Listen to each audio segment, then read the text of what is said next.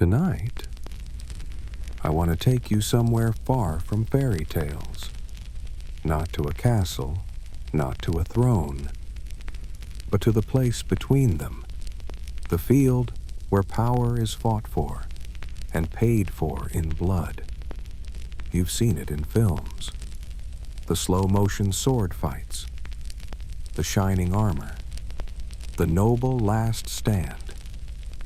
But what really happened?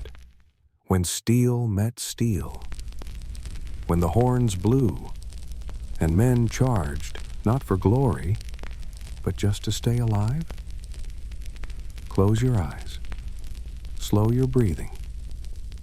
Let the world quiet down. Because the story I'm about to tell you is not about heroes. It's about survival, and fear, and mud, and what it truly meant to stand in a medieval battle, where screams replaced orders, where courage was measured not in strength, but in how long you could stay on your feet. This is not the movie version. This is what it actually felt like. And if you enjoy this kind of quiet storytelling, feel free to like and subscribe, but only if your heart says yes. Leave a comment and let me know where you're listening from tonight and what time it is where you are. I always love knowing who's out there, drifting into the story with me. And let's begin our journey. It didn't start with a roar.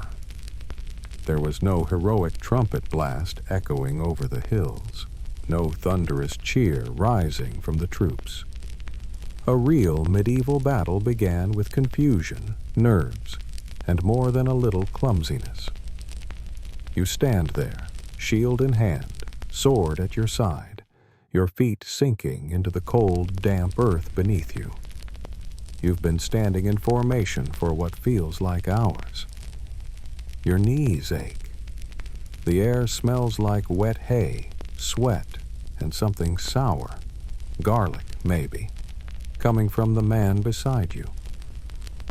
No one speaks, except to cough, spit, or mumble a prayer they've repeated 100 times already.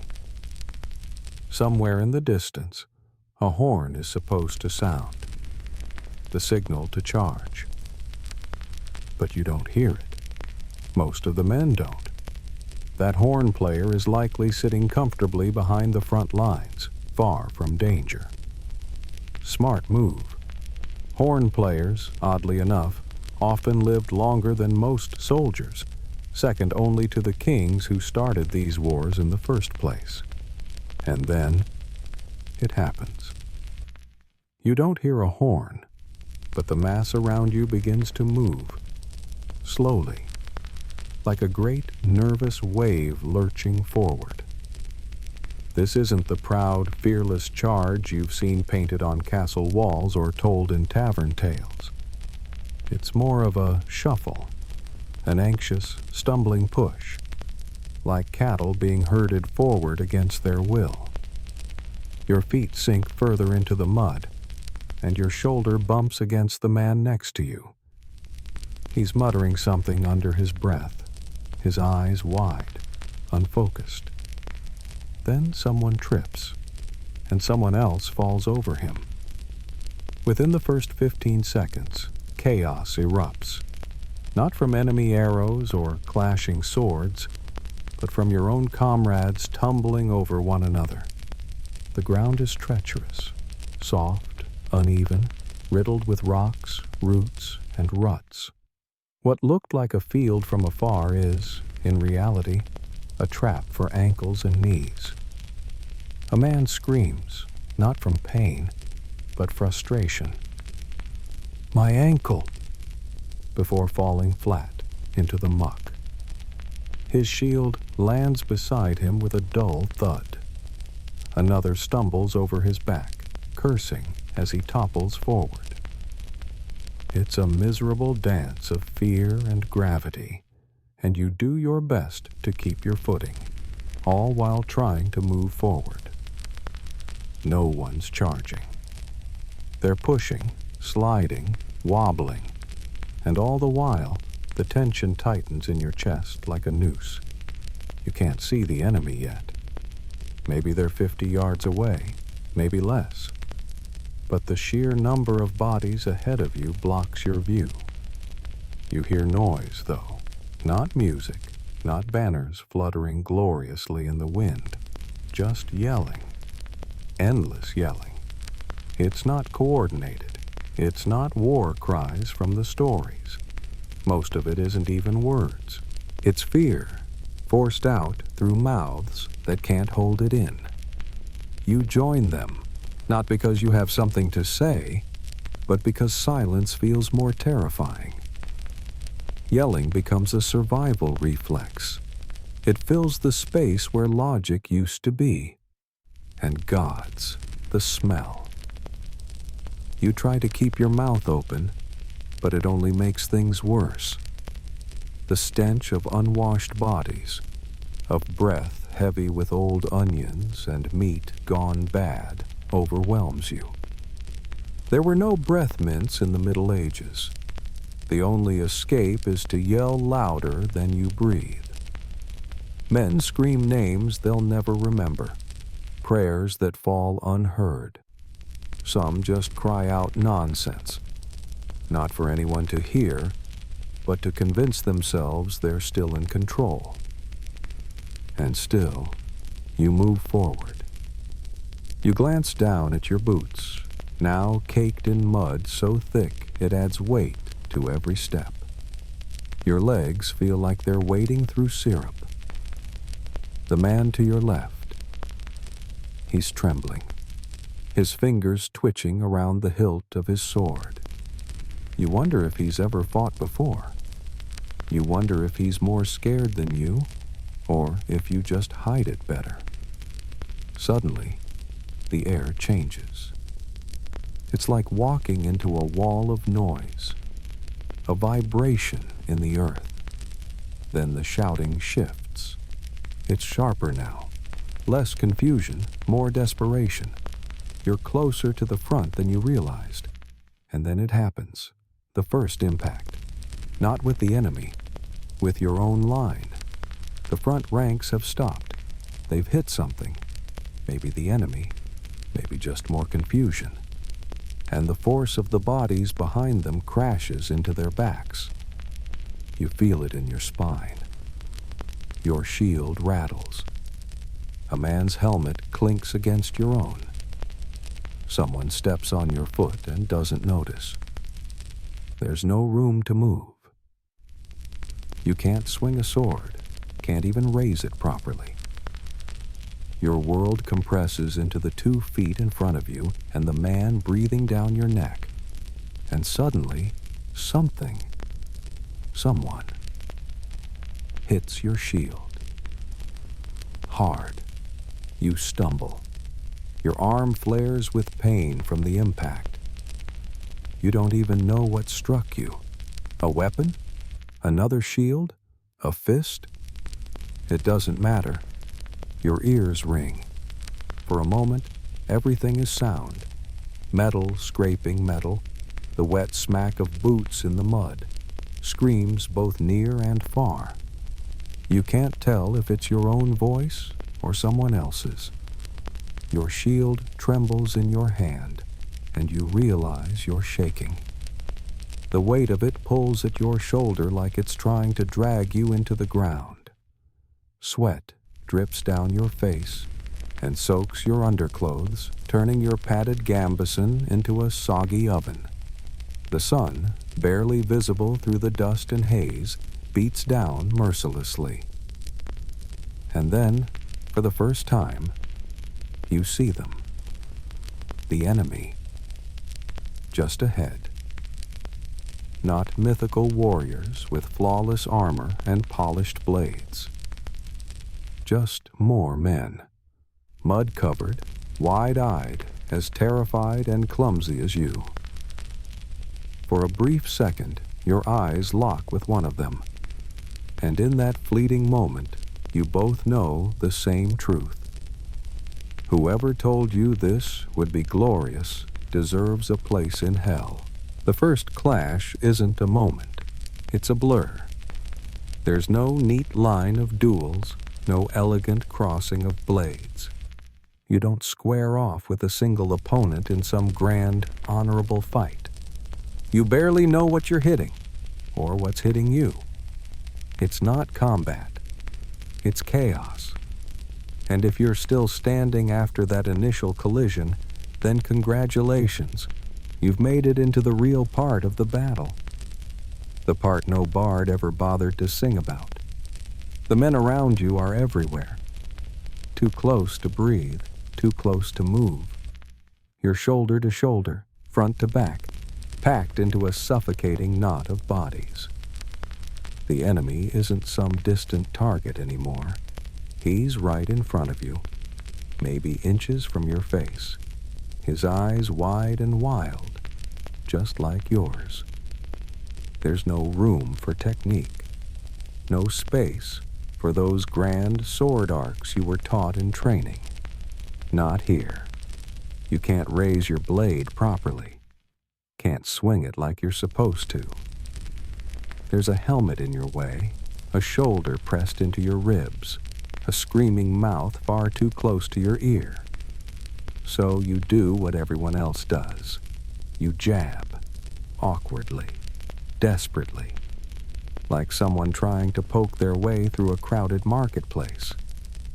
Except here, instead of sacks of apples, it's men, flesh, and steel. And everyone is jabbing back. You're not fencing, you're flailing. And the truth is, you're just trying to find something soft before something sharp finds you. Sometimes you don't even use the blade at all. There's no shame in it. That heavy metal knob at the end of your sword, the pommel, becomes more useful than the edge. You grip the blade itself, turning your sword into a hammer. You bring the pommel down like a mallet, aiming for skulls, shoulders, anything that's within reach. There's even a name for this: the murder stroke. And honestly, it's the most honest name anyone's ever given to a combat technique. You hear things. Too much and not enough. Grunts, gasps, the dull clang of metal on metal, and sometimes worse. The soft, wet sound of metal on flesh. There's no rhythm, no pattern, just violence in every direction. Someone to your left goes down. You don't see it happen. You just feel it. The sudden gap where pressure used to be. Then the bodies close in again, filling the space he left behind. You don't know his name. You probably never did. All you know is that he's gone, and you're still here. For now. Your arm burns from holding your shield. Your muscles scream. But you can't drop it, not even for a second. Because here, dropping your shield is like dropping your life.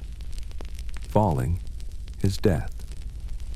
Not from a sword, from the boots of your own side, or the enemy's, stomping over you.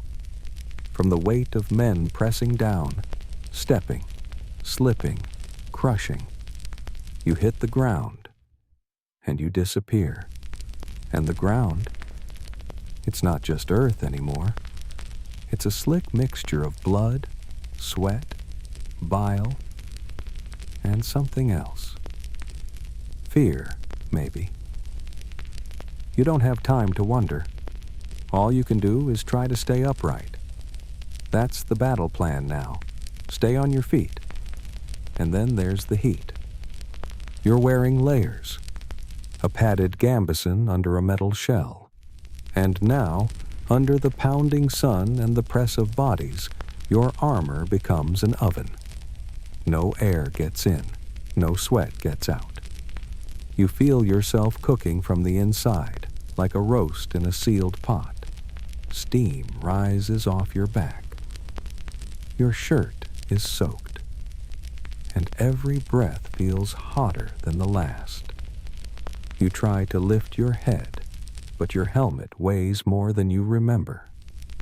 Your vision is cut to a narrow slit, and sweat pours down into your eyes. It stings, blinds you.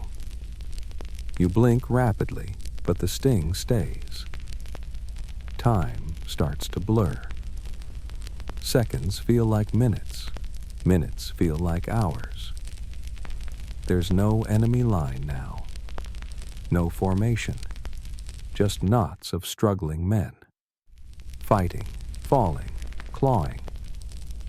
A man in front of you swings wildly. You duck, barely. His blade catches someone behind you. Friend or foe, you don't know. Maybe it's both. You don't have time to check. Someone grabs your arm. You twist, elbow out.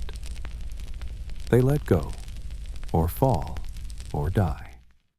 You're not sure which. There's no glory here, no heroism, only survival. And even that feels like a gamble. You can't hear yourself think. You're not sure if you're even thinking anymore.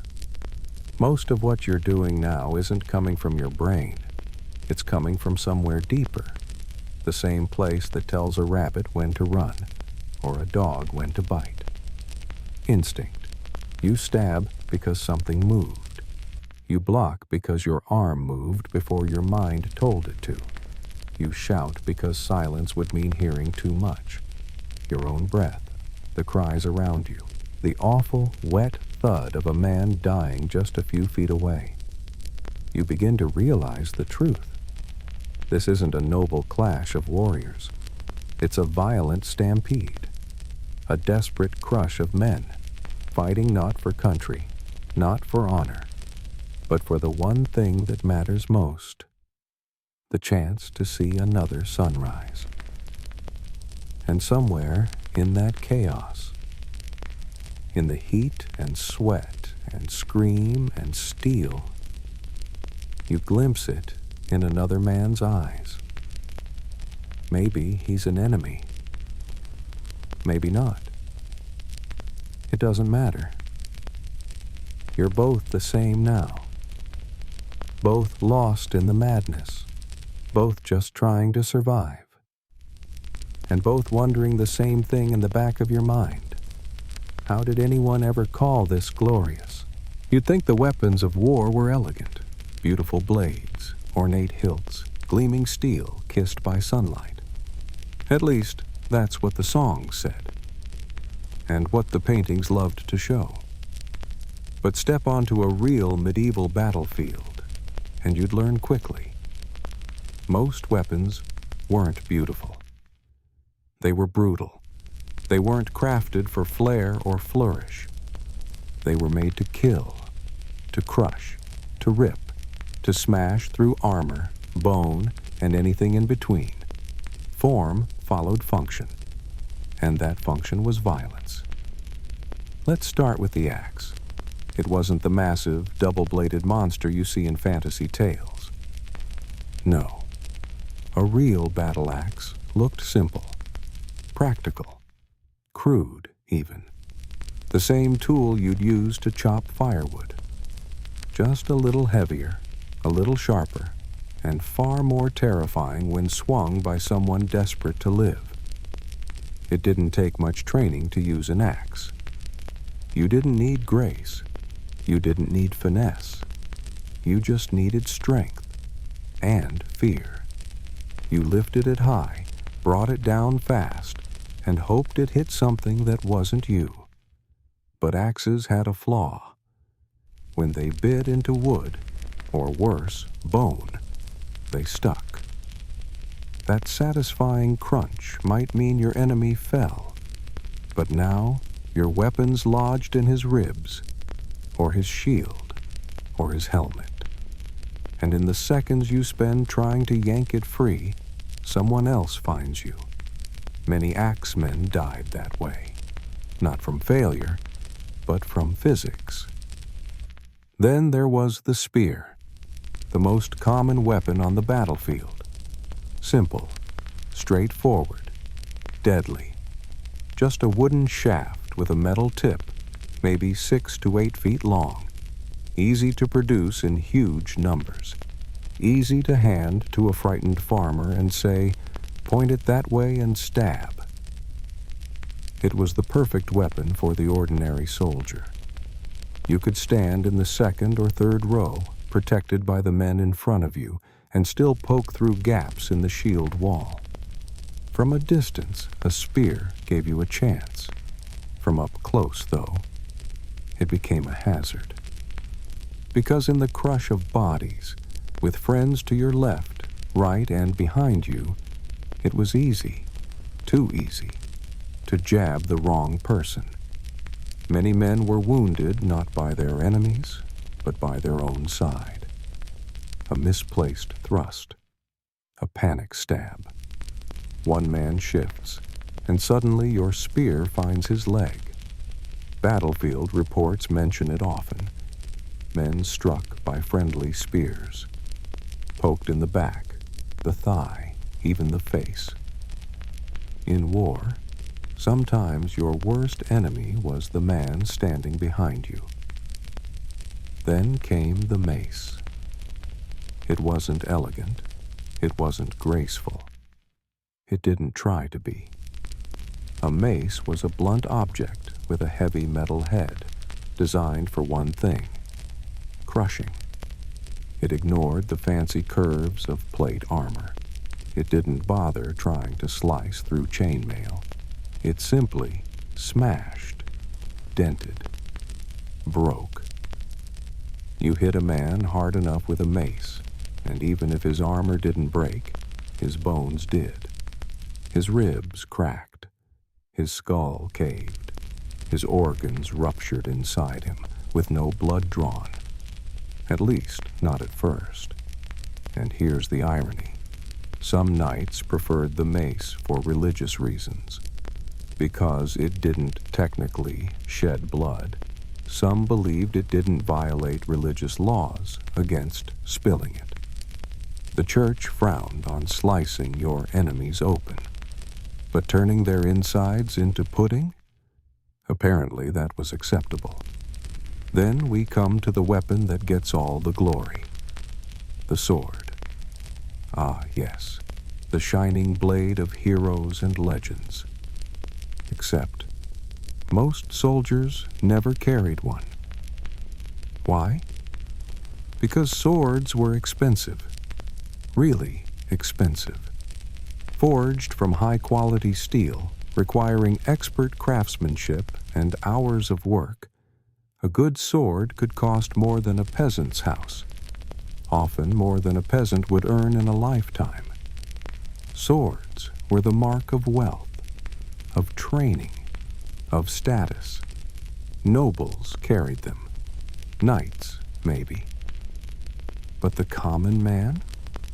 He had a spear, or an axe, or something else entirely.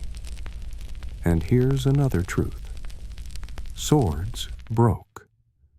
Often. A few heavy hits, a poorly tempered blade, or even bad luck, and snap. Just like that. What once was a fearsome weapon became an awkward, jagged stick of metal. There are swords, recovered from real battlefields, that show signs of being repaired again and again, reshaped, reforged, until they couldn't be saved anymore. Heroes might carry swords in stories, but in war, your fancy blade might not even survive the first hour. And if you didn't have a proper weapon, you improvised. Farmers were often conscripted into armies with little more than what they owned. So they brought what they had: flails, pitchforks, hammers, scythes, and sharpened shovels. Tools meant for grain and dirt were repurposed for flesh and bone. And here's the strange part. They worked. Not perfectly. Not always. But they worked. Because no one expects to be killed by a shovel. And yet, plenty were. It wasn't glorious. It wasn't knightly. But it was war. And on a battlefield, anything that gave you a chance, a small, swinging chance, was better than nothing. The craftsmanship of these tools varied wildly. Some were well made. Most were not. Handles splintered, blades bent, heads flew off their shafts. But in the heat of battle, you didn't complain. You swung whatever you could hold at whatever came close. And if it broke, you grabbed something else. Maybe from the mud, maybe from a fallen comrade, maybe from your enemy's twitching hand. Because in the end, a weapon wasn't a symbol. It wasn't a legend. It was just a means to keep going. One more minute, one more step, one more breath, and it didn't matter if that came from a sword or a pitchfork stained with blood and mud. There's something strangely quiet about pain. Not the screaming, not the shouting. Those are loud, yes. But real pain? The kind that settles deep in your bones, that grips you in a way no sound can describe? That kind is silent. It creeps in slowly and stays. You don't always know when it begins. On the battlefield, the chaos is too thick, the noise too constant. You're moving, swinging, ducking, trying not to fall. You don't have time to check your body. So when the pain does arrive, truly arrive, it doesn't knock. It crashes through the door. Sometimes it's the obvious kind. A blade across the arm, a spear through the thigh. There's blood, heat, a scream that might be yours. But other times, the wound is hidden. A blow from a mace that didn't break skin but broke something beneath. A strike to your helmet that left your ears ringing and your vision swimming. You're still standing, but something inside isn't right. Some injuries bleed, others burn. Some just feel cold. And none of them are clean, because medieval weapons weren't made to slice delicately. They were made to tear, to shatter, to mangle. A sword didn't glide through flesh like in the stories. It stuck, pulled, caught in bone. Axes could leave a man's shoulder halfway off his body. Maces turned ribs into powder, ruptured lungs without ever drawing blood. And when blood did come, it came fast. Most people don't realize how little it takes to lose consciousness. The human body holds about 10 pints of blood. Lose just 2, and things begin to blur. Lose more, and you're gone. Many men bled out within minutes, not because the wound was large, but because there was no one to help. No field medic, no bandages ready. Just you, maybe a belt to tie around your limb, and the hope that it would hold. And then there's the infection. That's the true killer. Because even if you survive the hit, the fall, the trampling, even if you crawl away and someone binds your wounds, you're not safe.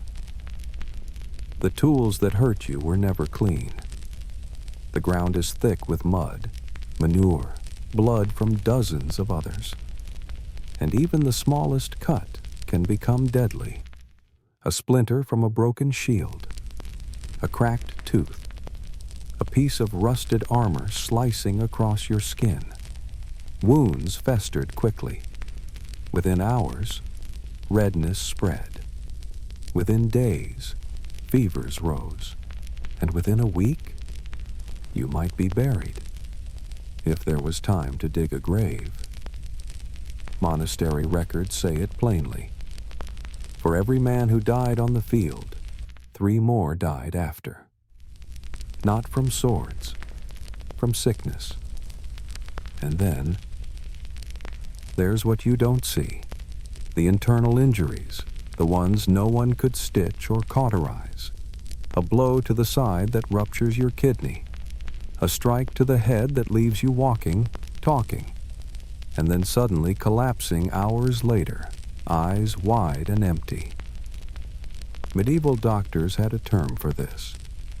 He was fine, and then he wasn't. That was the reality. You didn't always know you were dying until the world tilted, the colors faded, and your knees gave out. Pain was everywhere. But so was fear. And perhaps worse, memory. Because if you survived, if you crawled away from the battlefield with all your limbs still attached, the war didn't leave you. It stayed. In your mind. In the dreams that twisted into nightmares. In the sounds that echoed when everything else was silent. Some men twitched in their sleep, fists clenching at ghosts. Others flinched when birds flew overhead, mistaking the flap of wings for the arc of a blade. Some never spoke of it again. Others never stopped. The battlefield didn't end when the fighting stopped. For many, it began again each night, behind closed eyes, in quiet corners, in the way their bodies remembered even when their minds tried to forget. A hand that trembled when lifted, a breath that caught at the sound of clanging metal, a scar that ached when it rained. Victory didn't feel like cheering. It felt like sitting in the mud, breathing, waiting to see if anyone else was still alive. And sometimes, you'd look down at your hands, covered in blood, and not know whose it was. Yours, the man beside you, the one you just struck? There was no time to tell, only time to keep going. In some battles, men pretended to die. They lay still under corpses, holding their breath, waiting for the clash to pass. Some hid in ditches. One account tells of a soldier who survived by crawling inside a dead horse, holding his breath for hours. You did what you had to do, not for glory, not for honor, but because, sometimes, the only victory was walking away, or crawling, or limping, or simply breathing. And when it was over, when the field fell silent and the crows began to circle, no one raised their sword in triumph. They just sat, wherever they were, too tired to speak, too stunned to cry, too broken to feel like winners. Some drank, not to celebrate, but to forget. One chronicler wrote that, after a battle, the survivors drank for 3 days straight. Not in joy, but in desperation. Trying to drown the images, the sounds, the guilt. Because surviving meant living with what you'd seen, and with what you'd done, and sometimes that was the hardest wound of all. There comes a moment in every battle when the body keeps moving, but the mind lets go. It doesn't happen all at once.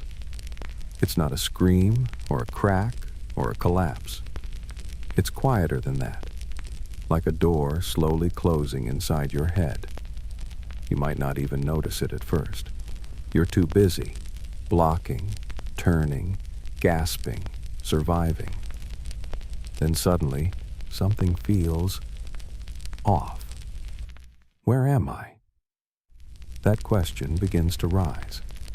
And once it does, it doesn't go away. In the chaos of a medieval battle, losing your sense of direction was easy. The lines shifted, units broke apart, colors blurred. The banners that once fluttered proudly above your comrades now lay trampled in the mud, stained and torn. Your armor blinds your sides. Your helmet narrows your view to a thin slit. Left, right, forward? You don't know anymore. And it's not just direction you lose. You start to forget who's with you and who isn't. Was that man running toward you an ally? He's wearing red. Or maybe that's blood. Friend and foe begin to look the same, like shadows, like shapes. And in the state you're in, everything that moves becomes a threat. Some armies wore symbols to help. Bright colors, family crests, scraps of cloth tied to their arms. But those markers didn't last long. After 10 minutes of fighting, they were coated in dust, sweat, and blood. Everything turned brown, gray, red. Soldiers often struck down their own men without knowing. A swing made in panic. A thrust made too quickly. The Battle of Towton, a brutal clash in 1461, left behind reports that nearly 1 in 10 casualties were from friendly fire. And that was considered normal. The brain wasn't made for this kind of storm. Modern science calls it combat disassociation, when the conscious mind, overwhelmed by stress, begins to shut down. Your thoughts fade. Your decisions stop being decisions. Your training takes over, if you're lucky. You move on instinct, like a dancer following steps you've done 1,000 times, but with no music, only screaming. You swing, duck, push, scream. You don't plan. You just act. Some men recall it like a dream. Flashes of motion, blurred edges, distorted sounds. Others remember nothing at all. One moment, they were standing in a shield wall.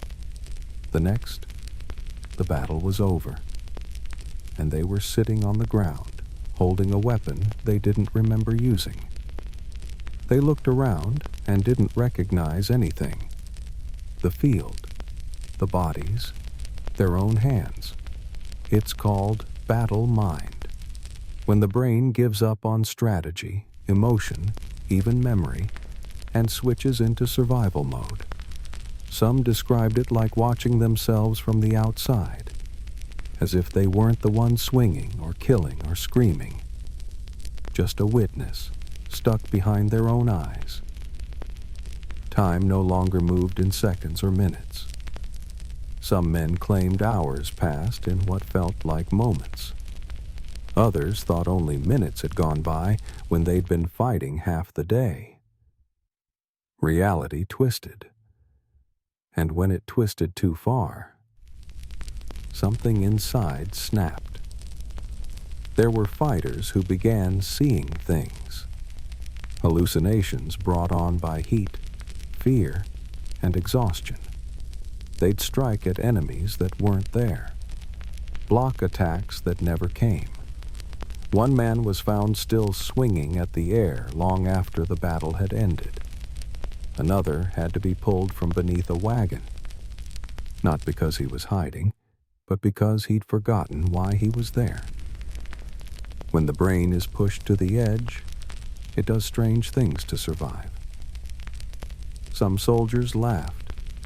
Others wept. Some spoke to people who weren't there. Mothers, wives, children, gods. One knight reportedly spent an entire battle whispering a prayer to his dog. And then there was the blood, because blood changes everything. When you're covered in it, and everyone is, you stop knowing what belongs to who. Is this my wound? Is that my friend's blood on my hands? You don't have time to check. You don't want to check. Because sometimes knowing the answer is worse than the question. And when the fighting finally ends, when the steel grows quiet and the groaning slows, that's when the mind starts to catch up. All those things you didn't feel come rushing in. The pain, the fear, the guilt. Some men collapsed in tears. Others vomited. A few just stared, blank, hollow, unable to speak. And that's if they made it through, because not everyone does. Not the body, not the mind. Some never leave the battlefield. Others leave it, but carry it with them for the rest of their lives. They wake screaming in the night. They flinch at loud sounds. They can't walk through crowds without seeing the chaos again. And no one knows why it affects some and not others. Why one man can walk away whole, and another never truly comes home. But one thing is certain. The battle doesn't end when the swords go quiet. Not really. Not for those who stood in it.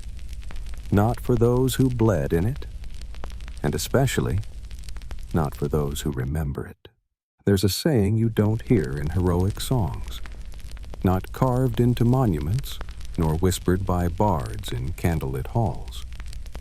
But it was known, deeply, quietly known by the men who actually fought. The graveyard is full of heroes. The tavern is full of runners. In the stories, bravery means standing your ground.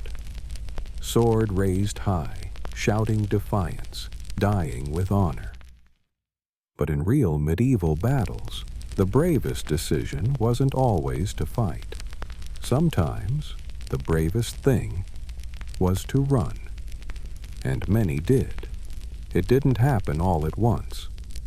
At the start of the battle, most men stood shoulder to shoulder, gripping their weapons with trembling hands, trying to appear braver than they felt.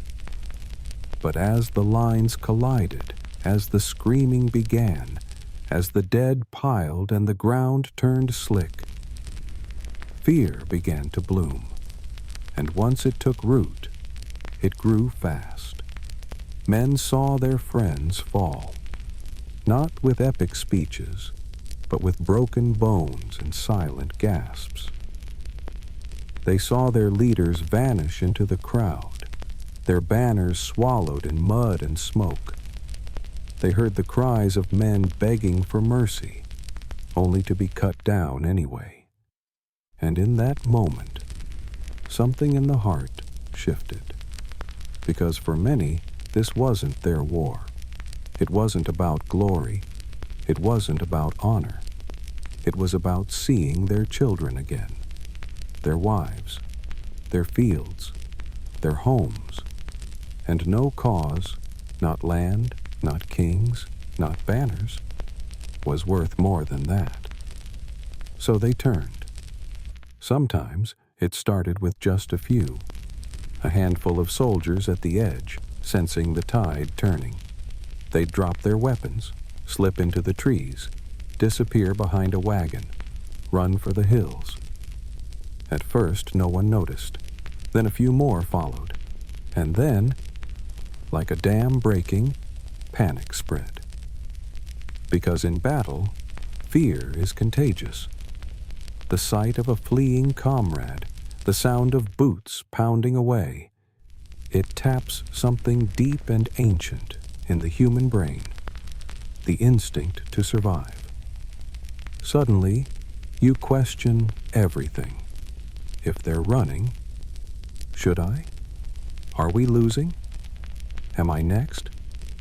It only takes a few seconds. One man runs, then 5, then 50. And just like that, a line collapses. Not from swords, not from spears, but from fear. This wasn't cowardice. It was calculation. A brutal, honest math done in the corner of the mind. If I stay, I die. If I run, I might live. Many of the soldiers on medieval fields weren't knights. They weren't trained warriors. They were farmers, bakers, blacksmiths, pressed into service by lords who'd never lift a sword themselves. They didn't dream of glory. They dreamed of surviving long enough to go home. Running wasn't shameful. It was practical. Of course, not everyone saw it that way. Knights, bound by pride, by name, by legacy, often had to stay. To run meant dishonor, disgrace, a stain that could follow a family for generations. And so they stayed, even when they knew the battle was lost, even when the smart thing was to flee. Some knights died for their reputations. Others died because they couldn't run in their heavy armor. Because, make no mistake, fleeing wasn't easy. Running with 30 to 50 pounds of steel strapped to your body, over mud, over corpses, with chaos at your back. It wasn't like turning and jogging away. It was exhausting. It was clumsy. It was dangerous. Many who tried were caught, tripped, cut down from behind. Some were even slain by their own side, cut down for desertion in the panic, mistaken for enemies in the swirl of fear. But some made it. Some slipped through the trees, swam across rivers, hid beneath carts. One man famously survived by crawling inside a dead horse and waiting until the battle passed. Not exactly the tale you'd tell with pride, but one that kept you breathing. Because the truth is, not everyone wants to die for someone else's war. And while the songs sing of last stands, of glorious sacrifice, most men knew better. They knew that no one was coming back for their bodies, that no statue would carry their name, that their wives would receive no pension, only silence. So they ran. And when the dust settled, when the victors stood bloodied and breathless on the field, there was no cheer, no trumpet call, no glory, just a strange, hollow quiet. The ones who stayed often sat in silence, too numb to speak, too tired to move. And somewhere, far from the field, in a forest clearing or a darkened barn, a man who had run was breathing deeply, whispering thanks to whatever God had listened. And maybe, just maybe, sipping from a warm cup in a quiet tavern, grateful to be surrounded by life, not death. The songs may forget them. The records may not mention their names. But they were there. They made the choice, not to die, but to live. When the fighting ends, silence doesn't come gently. It creeps in slowly, through the smoke, over the bodies, around the few who are still standing.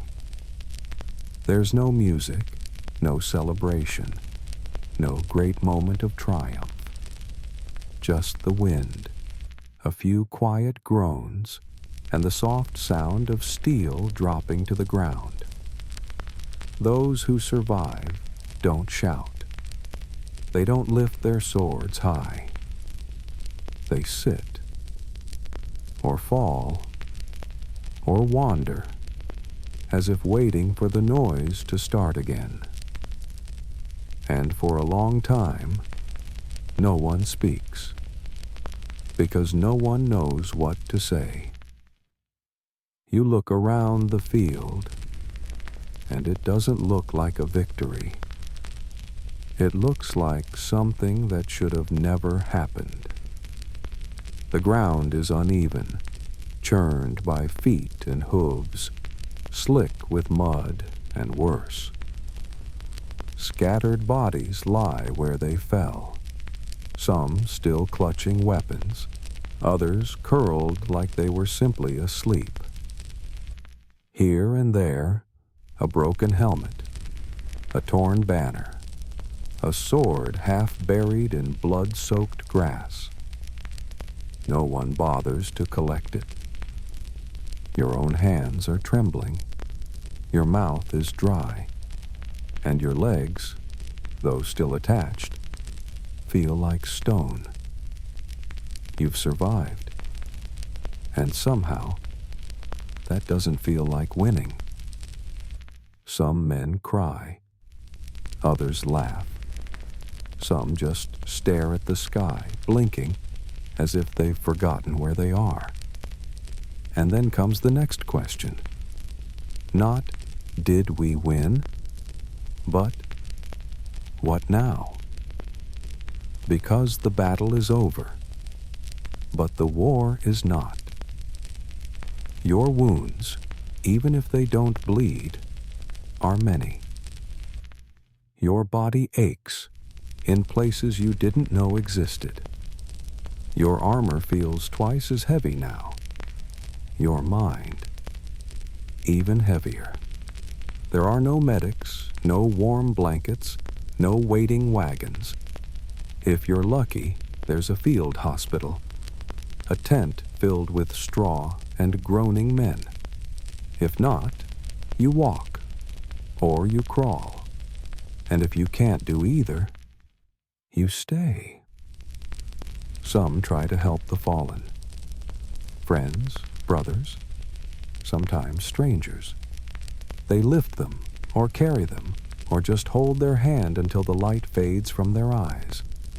Others pick through the dead, not to mourn, but to scavenge. Boots, if they're better than yours. Swords, if they're still whole. Coins hidden in pouches. Even scraps of bread, if any remain. In battle, nothing goes to waste, not even death. Somewhere a man limps away, carrying a shield that isn't his. Another drinks from a flask found on a corpse. Another walks barefoot, having traded his boots for a wounded friend's life. And as the sun dips low, those who can still move begin the long walk home. They don't talk much. What's there to say? That you survived? That you killed? That you saw things you'll never forget? And some things you'll never truly remember? For many, the memories will fade in strange ways. You won't recall the exact moment you swung your sword, but you'll remember the face of the boy who didn't swing back. You won't remember the sound of your own battle cry, but you'll hear, for years, the ragged breath of a man dying beside you. You won't remember how you got the cut on your arm, but you'll remember the warmth of the blood, how it wasn't yours, but felt like it could have been. And when you finally reach home, if you're lucky enough to have one, you'll be different. You'll sit by a fire, maybe with a drink in your hand, and the quiet will feel louder than before. You'll see children playing in the yard and wonder how something so soft can exist in a world so hard. Your wife will ask, "What was it like?" And you'll pause, and you'll think, and maybe you'll say, "It was loud." But what you really mean is, it was chaos. It was fear. It was blood and steel and screams. It was the sound of death and the silence that followed it. And even if your body has healed, even if the bruises have faded, the battle doesn't leave you. Not completely. It sits in the corners of your mind. It wakes you in the middle of the night. It makes you jump at thunder. It makes you look twice at shadows. Some wounds are quiet, but they last. And yet, you carry on. You hold your child. You plant your crops. You laugh again someday, because you lived. You came back, not as the same man, but as one who understands something few ever will, that survival is not just a gift, it is a weight, and the battlefield, even when left behind, walks beside you forever.